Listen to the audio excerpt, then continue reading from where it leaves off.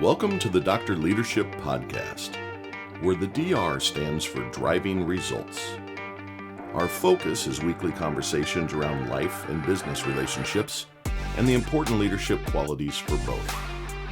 These concepts and qualities will help you drive positive results in both your business and personal lives. A weekly connection point to help business leaders develop individual contributors, managers, and executives on your teams. We also will tie in concepts around family focus and life lessons to help you drive success in your personal life. Welcome to the Dr. Leadership Show. Let's get after it. Hey everybody, welcome to the Dr. Leadership Show. The doctor is sitting in the studio today, very excited about today's episode.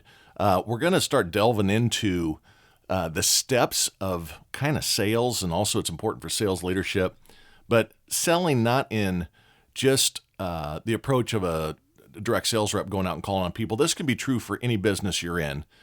Any business you're running can take benefit from this because you truly are trying to sell your business. You're trying to bring more customers in, etc. And the topic for today that we're going to start with is one of those first steps called prospecting. But before I start, I do want to remind everybody about the special content out on the website at www.drleadershipresults.com. That's drleadershipresults.com. Click on subscription and listen. It's worth the investment. It's a cup of coffee a month to get access to the Leadership Lounge, to get episodes early. And inside that Leadership Lounge, say you just don't think I'm worth the $5. I'm hurt, but say you don't. These people that I bring in, these experts such as Stan Phelps, world-renowned executive coach and managerial coach. Bill Fournette, same thing, consulting engagement group, handles project management approaches. You have business owners on there from the past. I'm just getting ready to load up here. Now inside February, you're going to have Brenna Finnerty, and you're going to have Blake Barker, the Senior Vice President of TSYS, a global payments company, a multi-billion dollar organization that's handling all sorts of communications with millions of customers a day, and he spent some time with us as well.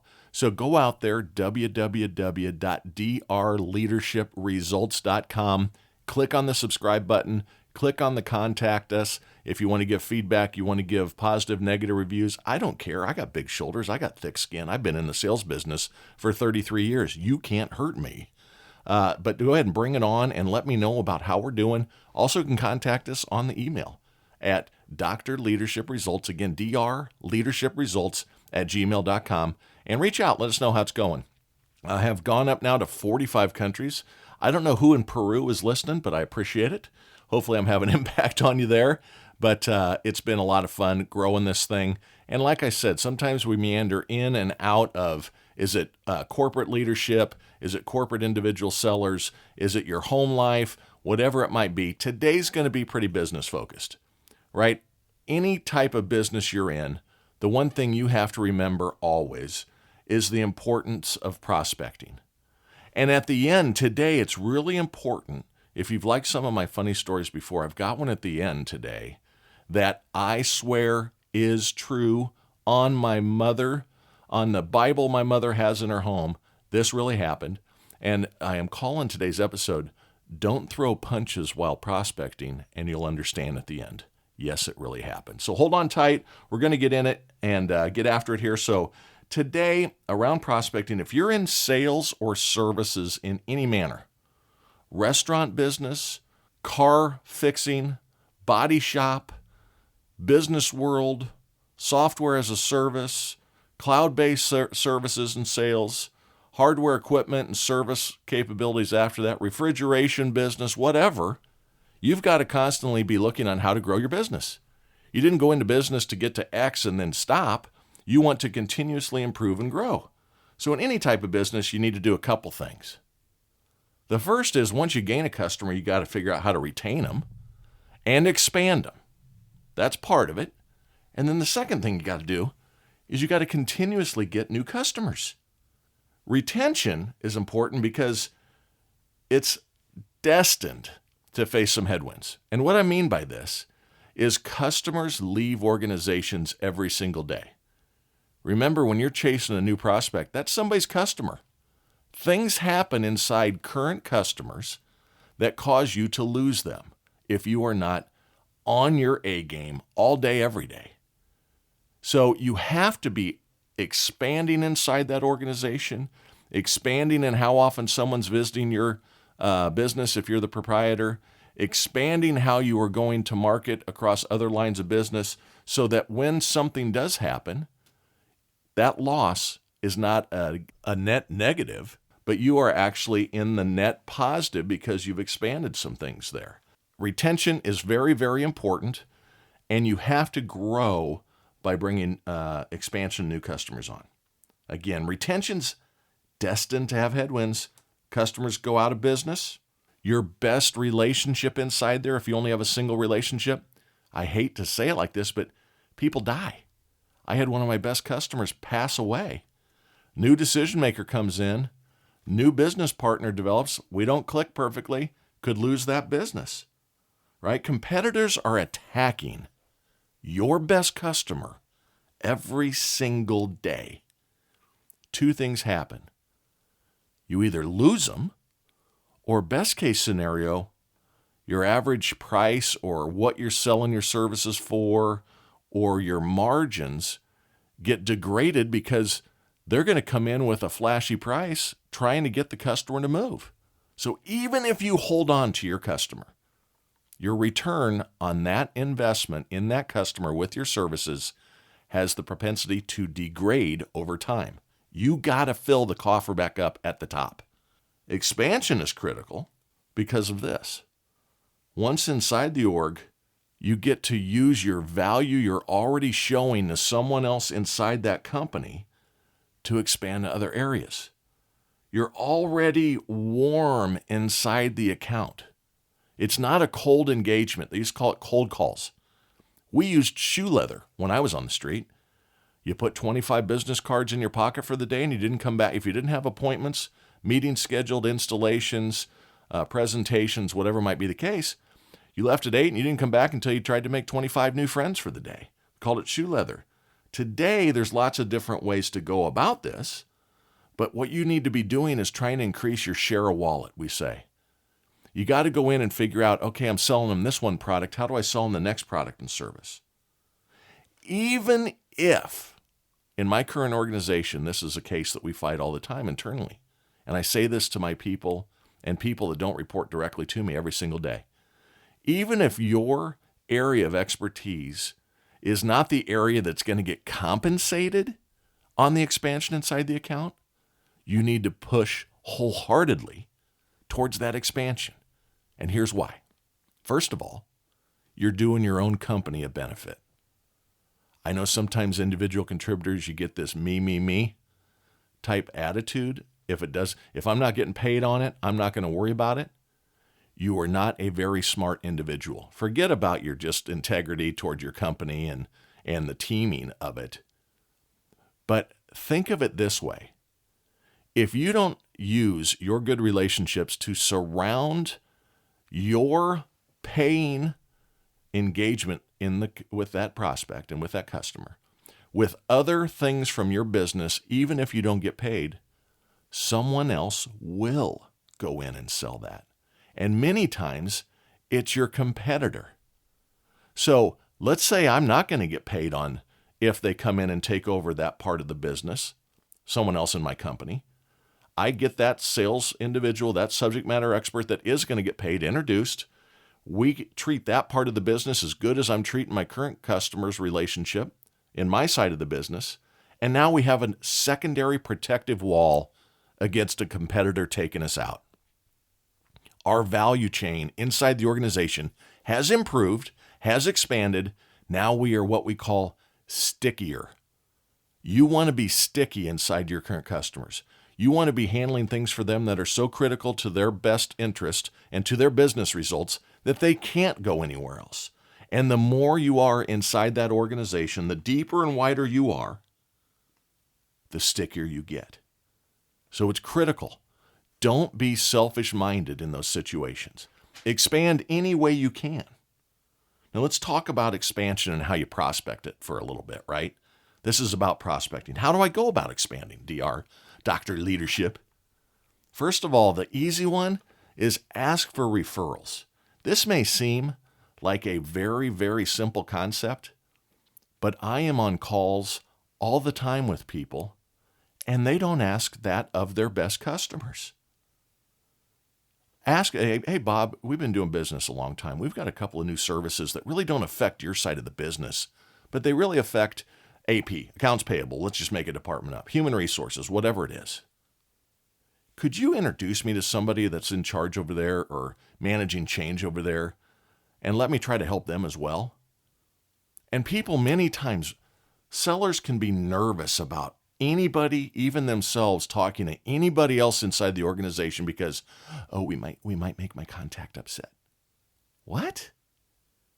If the contact doesn't have anything to do with that business prospect or that piece of their company's business, why would that upset them? You have to put it in perspective for them that say, listen, I make my living by making relationships, and I think our relationship's pretty good. Would you agree? Yeah, I'd agree. Okay, great.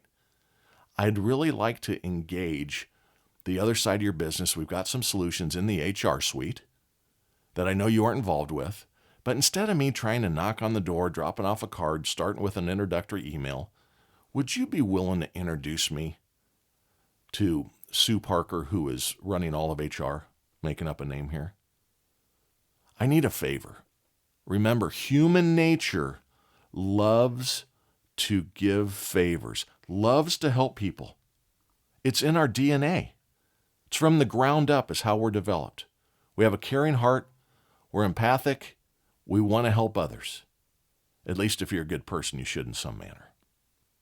Use those referrals. The other thing to do with a current customer to expand inside is ask a lot of questions. You know, sometimes you're like, I don't want to ask that. That's not really pertaining to me. But if you're doing a function or a service for a business, ask them simple things like this. Who handles this before it gets to you? Who sends this to you to do your part of it? What you're trying to do there is develop a relationship upstream. Maybe you have services or capabilities or expertise, you get paid on it or someone in your company gets paid on it, that handles things further up the stream. Ask them, what happens to it when you're done with it? Where do you send it then, Bill? Well, I send it over to Jeannie, and then she does this with it. Would you refer me to Jeannie so I could talk to Jeannie a little bit about that? Because, not only do we do this, but we also do that. That could really help Jeannie. Another really good question. This is a great one, and people think, well, I wouldn't ask that. That doesn't sound... Hey, Bill, why do you do this? Why do you even do this that I'm helping you with? Well, the reason we do that is because we have compliance and regulatory situations that mandate we do it. Maybe that's the answer. Role playing on the fly here, right? Well, then the next question is, what happens if it gets screwed up? What happens if it doesn't go right? What's the negative impact to your organization if what I'm doing for you doesn't go right? Or what Jeannie does next doesn't go right? Typically, there's going to be, if it's regulatory and compliance, you're talking fines and fees. You're talking loss of customers. How many times have we seen IT scripts where private information's given up? Nearly sinks companies. It's happening so often now that it's becoming like old hat to us, which isn't a good answer. But put the value around your services that you're helping them save the money. This helps you discover where your value is and where it would be with those other people. Then you're using that referral process to expand inside the organization. And you're also expanding through warm touches now, not cold touches. Another thing, and I still need to get better at this, the older you are, the less capable or less comfortable you are engaging in it, but utilize social media. LinkedIn is so powerful. It's a lot more powerful than posting what your company marketing department gives you to post. It truly is about building relationships. The other thing that's really good is when you're calling on, and this could be for a net new prospect too, I'm still on expansion and retention, But go to your contact inside the organization, and you'll go down to the bottom, and you'll see other people from their organization that are their friends with their titles.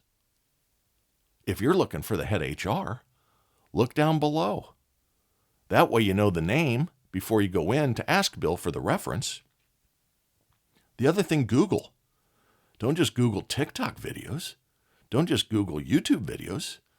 Google, who's the senior vice president of HR at ABC Company?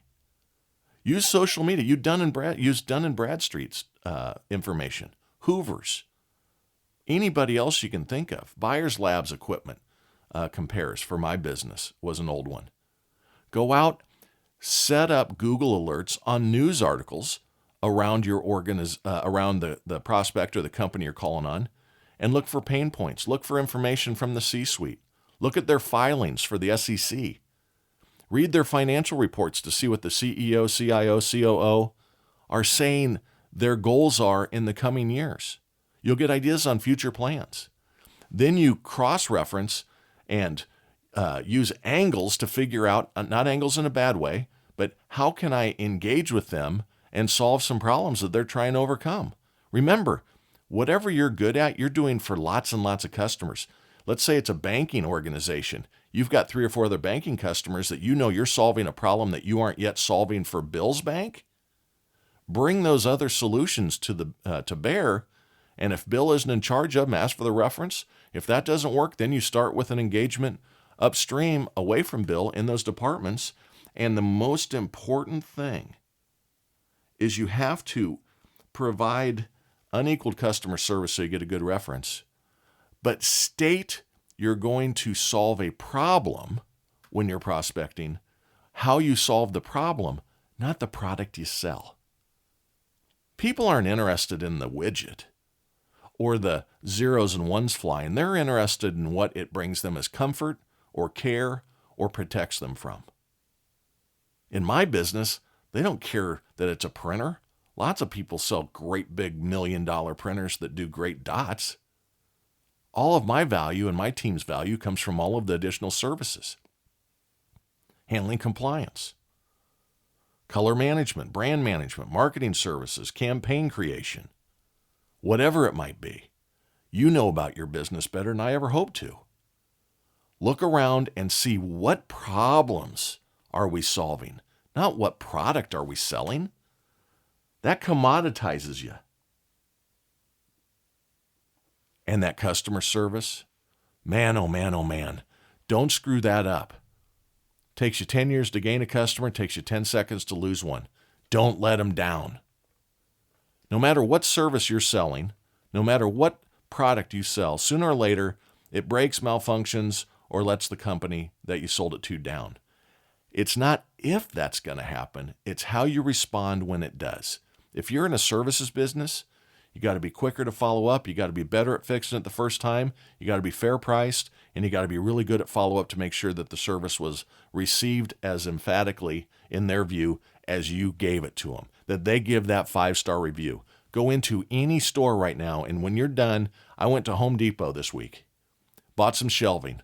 Guy helped me load it in the back of my vehicle. Big box, weighed a lot so 2 of us put it in. He hands me the card at the end and said, "Hey man, if you could go online and give me some kudos on your customer service, I'd appreciate it." John, there is no doubt. I came home, got online, gave John 5 stars. You know why? He helped me. I appreciated the favor. Remember? By definition, we enjoy favors. He gave me help, I give him help. It's a wonderful world when people get along like that. So that's a few ideas on expansion. Let's talk about new business. Oh God, scary topic. The first thing that falls off of almost every seller's list first, off of their to-do list first, is new business prospecting. I'm too busy installing this current one. I've got too much business. I just have no time to prospect. You're an idiot. You're never too busy to be prospecting. In reality, it is the most important thing you do as a business owner, as a direct seller, as a leader driving it, empowering your people with good tools to prospect, it's the only way to grow the business. Those reps that think that they're just too busy, they may have a great quarter going on, right? Got 5 big deals, boss. I'm too busy. Yeah, I know I don't show any activity in the CRM. Not trying to micromanage them. Just, hey, I spot check the reports. Hey, John, looks like you didn't get a lot of new calls out last couple months. I've just been real busy on this big install. I'm 150% of plan, though. Don't worry about me. Great. Guess where John is next quarter? 25% of plan. Didn't prospect. You got to put stuff in the top of the funnel to spit out income at the bottom of the funnel. There's an old saying, hero to zero. That's how the sales business works. That's how business owners live and die by it. A good month and then a bad quarter because you didn't prospect does not put you in the favorite position of your company's eyes. They need consistent behavior. We used to call them mountaintops and valleys. Love the mountaintops, John. But instead of having mountaintops and zeros, I'd like high hills all month, every quarter, all year. Because running at, let's say that your quote is $1 million a year, or let's say $1.2 million for easy math. Instead of having 1 month where you do 200,000, 200% of plan, but you don't prospect in the next 2 months, you only do 30 each month, you're only at 260,000. You're behind plan. I'd rather have you go 80, 110, 130 and be at plan. Slightly over, actually, with that math. Don't be hero to zero. Don't go from the mountaintops of excitement to the valleys of despair. That's not a good way to go through it. The only way to avoid it is to prospect. Plan your work and work your plan. Man, it's an old saying, but it's an important one. If you put it on the calendar, it is more likely to happen. Every week, you need to put 20% of your time splattered across it that week, that month, in prospecting. It's not always fun. Some people hate it. I don't like the rejection. Or the one, I'm too established. I don't make cold calls any longer. Okay, I'm not asking you to make cold calls. How about some warm ones? Have you gotten any referrals this week? Well, what do you mean? So you're so awesome, your current customers wouldn't refer you to someone else that they know to do business with us? Well, I haven't asked them. You're an idiot. Expand your business. Expand your footprint. Constantly be looking for opportunities to help others. This isn't about greed. You are making your living by developing business relationships. Make your living great for your family. Don't put in 20-hour weeks because you're established. Put in 35. The extra 15 prospect. Raise your family's standard of living. Save some more. Philanthropically give. Jump into your community and give some time back because you can afford to now. You are not that important to not have to prospect. But again, back to the rejection, right? Customers leave complacent people, first of all. If you aren't expanding, if you aren't actively engaged with them, they will leave you. But to rid yourself of the disdain of hearing the word no, do the math here for a minute. I'm going to flip your psyche here on prospecting. Let's say that every time you get a deal done, I'm going to talk as a salesperson here for a minute. Let's say every time you sell something, you make $5,000. It's just easy for the math. Maybe you sell 20 things a month and you make $150 a sale. Doesn't matter, the math still works. But let's say you make $5,000 on a transaction. Let's say that inside of that, you had to hear no 20 times before you got the yes. And that can be on prospecting too. Every deal that I get into the hopper, I have a close percentage on, so you can do the math on that too. But every no you hear, if it takes 20 no's to get a yes that pays you $5,000, every no pays you $250. 20 no's times 250 equals $5,000 in your pocket. So here's how you handle the no. You send an email, great introductory email, to a prospect inside an organization, and they come back with a, sorry, not interested. Instead of going, God, I'm going to go get a cup of coffee. This just sucks. Go, thanks for the $250, man. Thanks for the $250. The law of averages is the law of averages. Almost the same strength as gravity. Think of three-point shooters. They got to throw up 10 to make 4. They're Hall of Fame bound at 4.5. Think of batters. Can't hit the ball if you don't swing at it. Same holds true for prospecting. You have to be willing to lean in to rejection. If you don't like rejection that much, get into a different type of business. But any type of business, you're going to face rejection or areas of discomfort where it's not all, unicorns and rainbows. Life is hard. But lean into it mentally different. Thanks for the $250, man. You must prospect by leading with the problem you solve. I said this before. Do not lead with your widget. Lead with what value the widget brings to you. By utilizing my services, we help customers avoid compliance and regulatory issues that can cost them millions. Give me an opportunity to come in and speak to you about our capabilities to ensure you have a competitive advantage against your leading competitor. That's a good intro, not, hey man, I'd like to talk to you about who you buy your widget from. What? Move on. You don't see any value in you. I don't see any value in you. You have to lead differently. The days of dropping off cards, like I said, are over. You got to have value coming into these conversations. Next page of notes here, you'll hear it in the background. Use good intro emails. I see this all the time. Just crappy word mush. Not good stuff. Contact requests or walk-ins that lead with your value and how you solve the problem is much better. And the thing that's key about how you solve problems is you have to understand your customer's business. Now, the best way to do this is understand industries, different types of businesses. In my world, insurance, finance, retail, manufacturing, healthcare, high document flow, high regulatory needs, that's where we shine. So guess what we drive? We drive on understanding retail, manufacturing, healthcare, finance, insurance. Banking is inside the finance side. That is where we drive understanding our value, because if we understand the business, the things they're facing, if we are tied into industry periodicals, we come across as knowledgeable instead of some idiot that's selling widgets this week. You got to empower yourself so you look like value to the customer. You must understand their business challenges, okay? And then I want to talk about being creative here for a second. And this isn't all there is to prospecting.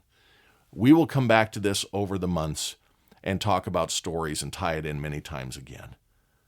But being creative, causing a chuckle, causing a laugh can also be a great way in which to get people to open the door to have a discussion with you. I was on LinkedIn this week and a gentleman put out a question to the people on LinkedIn. And it was, hey, I'm trying to get creative inside of selling. And I had a prospect that was hot with me, and then it's gone cold and I just haven't heard anything. And I'm trying this, sending a picture with a face scratched out, like an old boyfriend, girlfriend picture where the girl is scratched out the boy's face, but the picture was good of her. And him was somebody that wasn't the prospect, but the face scratched out, and he sent the note, I don't know if it was you or if it was me, but I'd still like to try again. That's funny. That's a good one. The one I used that I had great success with was this, and it was back to the old shoe leather, right? I went to the Goodwill store and I bought 10 pairs of wingtips. Those of you that don't know what wingtips, because we're in this casual business world these days, dress shoes. Johnson & Murphy, Allen Edmonds, Florsheim's, whatever, Cole Haan. You go to Goodwill and they're like $2 a pair, $5 a pair. So go in and drop $50 and you got yourself 20 calls you can make here. And what I would do is this. Someone that I was having trouble getting past a gatekeeper, getting past the receptionist, getting past the executive assistant that looks over the emails, I would send one wingtip in a box with a note inside as a UPS package specific to them, their eyes only, and the note would say this: I understand you're busy. I've tried in other manners in which to establish a communication with you. All I'm trying to do is get my foot in the door. Please allow me 30 minutes to explain how I can help your company. Over half the time, you will get a return call on something like that. And the reason is because you're different than everybody else. My wife actually, now I'm going back 20 years ago when I used it, 25 years ago when I used this. Almost 30 now. Oh my God. My wife, we moved back to the Midwest. She took on a new organization, and she went out and she bought work boots because she calls on a lot of big contractors. And I'm talking bridge builders and paving companies and things of that nature. And she bought work boots instead. She didn't buy used. I forgot to tell her that part. So I had Amazon show up with 10 pairs of work boots. She dropped off the first 3. She got return calls from 2 of the 3. The third guy must be a jerk. The other 2, man, I've been handling this for my company for 20 years. I've never seen anybody as creative as this. I'm not saying that I'm creative because of that. I'm just saying it was a differentiator that drove them to reach back out to her and say, come on in. One of them that called one time even said, I'm in a captive agreement in the insurance business. That means that she really can't help them because they're capitalized into their insurance coverage. But he said, I had to call you and let you know that I think you're doing a great job and keep it up. And if I can help you, and guess what? She got a referral. Ask for a reference. So things like that help. Get creative. Now, the title of this podcast is When Prospecting Don't Throw Punches. And I'm going to tell you a story about when I was a direct sales rep on the streets in 1993. Yeah, that long ago. 30 years ago. So what we would do is we would do what we called sales blitzes. And what a sales blitz was is, let's say there were 8 or 10 guys and gals that were the sales reps in the organization every month, so at least once a year, typically a couple times a year. Everybody would take 20 of your business cards and everybody would go into your territory and make cold calls and try to find opportunities and leave your business card with those people. So in one day, you could do 10 days worth of cold calling, blitz the territory, find competitive deals going on, find opportunities, and everybody's dropping your card off, and then you could follow up. They'd come back and say, hey, this guy said he was interested. This gal said she was interested. Suddenly your pipeline went up, $150,000 in one day because we did the blitz. And then next month we went to Jimmy's territory instead of mine. So fast forward, it's now my month for blitzes. I give 20 cards to everybody. And it's 5 of the guys and 2 gals that have been there. So 7 of them have been there a long time. We have this new guy. I'm not even going to say his name. We explained the blitzes to him. Great. I would give everybody a section of the territory. This is when you took the map out of the phone book. Stay inside this pink colored square, Jimmy. That's who you need to call on. Anybody in there, drop the 20 cards off. We'll meet back here for lunch. Great. So I go out in my territory. Everybody leaves with my 20 cards. We're going to come back for lunch, and then we'll get back together and see what we found. So I get done about 11 o'clock because I know my territory. I drop off the cards. I did some stop-bys of good customers, etc. And I come, and I'm the first one back. It's about 11:15. And the owner of my company is standing at the back warehouse where I'm pulling up. And I get out of the truck, and he comes running up to me and goes, what in the hell were you thinking? I go, what are you talking about? He goes, I just got a call from a guy that says you just assaulted him when you were in his office. I said, what are you talking about? He goes, he called me and said Brent Taylor was just in his office and hit him, knocked him to the ground, and threw a business card on him. And it's your business card. I went, holy cow, we're doing a blitz in my territory today. That wasn't me. And he goes, well, this guy's furious. I got to call him back. I said I'd fire you if this. And I said, it wasn't me. I promise you. I was here. I wasn't even in that section. So guys start funneling back, and I'm like, hey, man, anything happened? No, all good. Got a couple leads. we're standing there. All of a sudden, here comes the new guy. He's back, slams his door, goes walking in, and Bill goes, the boss, "Hey, we need to talk." He goes, "I know I'm done. I'm getting my stuff." Nobody puts a finger in my face. What had happened? He's calling in a business. There was a no solicitation sign on the outside of the building, and the building had multiple businesses in it. And he goes in and walks in, and this guy's like a one-person show, like an accountant or something. And he stands up and comes over and says, "What are you doing here?" It says no solicitation. The guy says, my guy, "I just want to drop my card off you if you ever need anything, copiers, printers, fax machines." The sign says no solicitation and starts poking him in the chest. Well, this guy's a hothead, evidently. He's brand new to the company. We didn't know. The guy pokes him. He says, "You poke me again, you're going to pay for this." And the guy goes, "You get out of my office," pokes him again. Guy drops him in front of his son that was sitting there because it was Bring Your Kids to Work Day, throws my business card on top of him and profanity laced him and walks out. I am not making it up. So that is not a good prospecting move, just so everyone's clear. Don't throw punches while prospecting. You're not going to get the result. By the way, I was never able to sell this guy anything. I went down and introduced myself as the real person, the real Brent Taylor, and said, "I'm sorry." He agreed not to sue the company because he said I was poking him. Didn't sue. It was back in the days when not everybody sued everybody for anything.